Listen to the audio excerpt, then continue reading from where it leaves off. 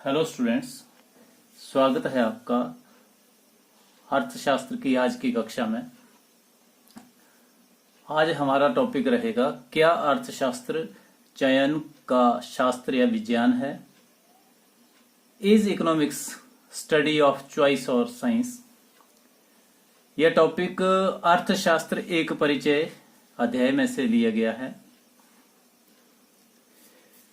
Students, हमारी असीमित आवश्यकताएं हैं जिन्हें पूरा करना संभव नहीं है, और इन असीमित आवश्यकताओं को पूरा करने के लिए हमारे पास साधन सीमित हैं, और इन सीमित साधनों के वैकल्पिक उपयोग हैं।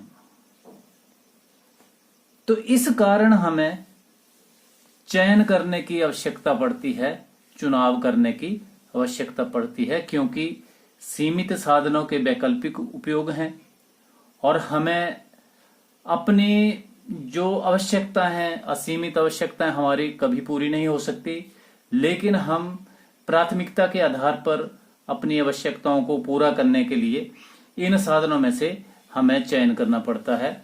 तो चयन का अभिप्राय उपलब्ध सीमित विकल्पों में से चुनने की प्रक्रिया से है। चयन प्राथमिकता के आधार पर होता है। आइए इसे हम एक उदाहरण द्वारा समझें। माना आपके पास 10 रुपए हैं, आपको भूख लगी है, और जो भूख की आपकी आवश्यकता है उसको आप संतुष्ट करना चाहते हैं, और आपके पास वस्तुएं उपलब्ध हैं जैसे ब्रेड, लड्डू, रसगुल्ला और समोसा। ये वस्तुएं उपलब्ध हैं, और मान लीजिए कि इन सभी की कीमत 10 रुपए है। तो आप इन चारों की चारों वस्तुओं को एक साथ खरीद नहीं सकते। तो आपको क्या करना पड़ेगा? आपको इन चार में से किसी एक का चयन करना पड़ेगा, किसी एक का चुनाव करना पड़ेगा।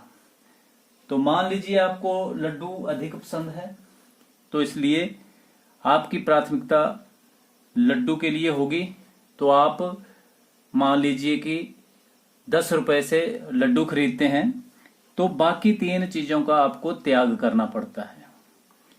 तो इसलिए आपको चयन करना पड़ा 4 चीजों में से लड्डू का, और 3 को त्याग करना पड़ा।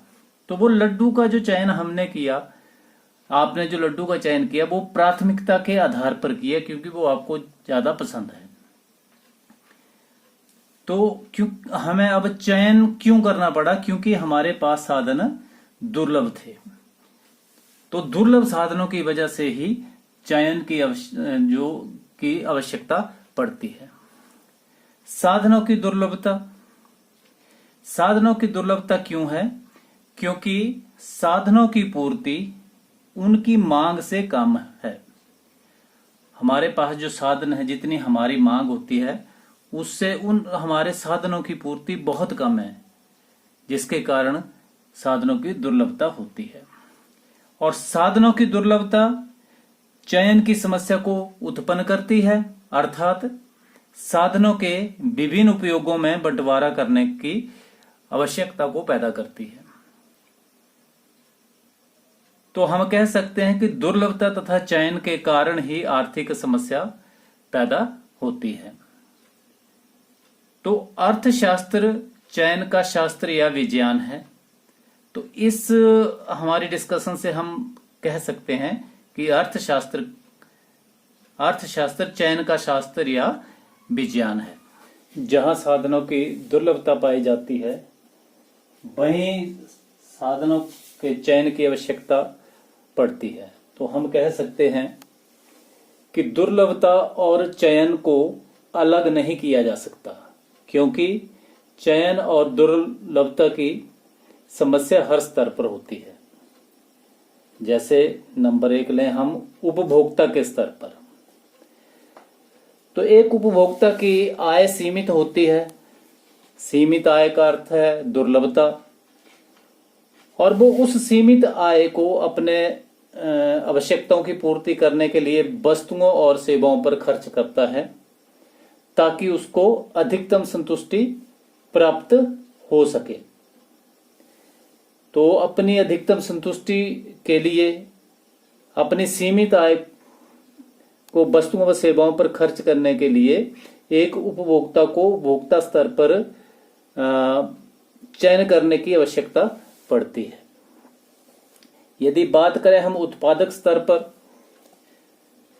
तो एक उत्पादक के पास साधन सीमित हैं, उत्पादन के साधन सीमित होते हैं, दुर्लभता यहां भी है, और अपने अधिकतम लाभ प्राप्ति के लिए उत्पादक को उत्पादन के लिए इन सीमित साधनों में से चयन करना पड़ता है।